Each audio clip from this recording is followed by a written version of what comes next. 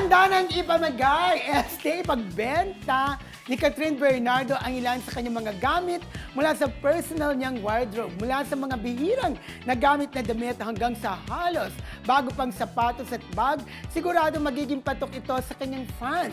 Ang event ay gaganapin sa March 15 and 16, sakto bago ang kanyang 29th birthday.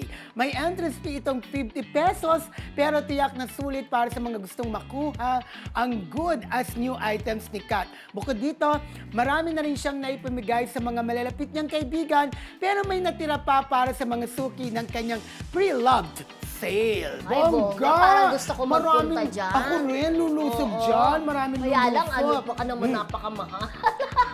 Mura lang Diba? siguro. Oo, pag mga pre-love naman binibigyan na nila ng ano. For sure, yung kanyang mga fanay ay makikipag-unahan dyan. Yan ang number Tita one. Long, makikipag-unahan ka ba dyan? Hindi, mali mo si Tita Long, hindi na Kailangan bumili. Oo. Bibigyan na lang ni Catherine at ni Mami Min.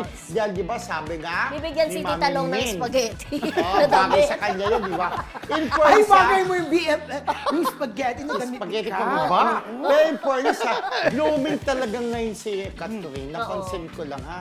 Oo, Diba? ganun talaga ang Kasi babae wala pag siyang- nahihiwalay. Oo. Gumaganda. Parang sinasabi, ito ang iniwanan mo. Oo, Ganon. ito ang Correct. sinayang Ito mo. ang sinayang mo.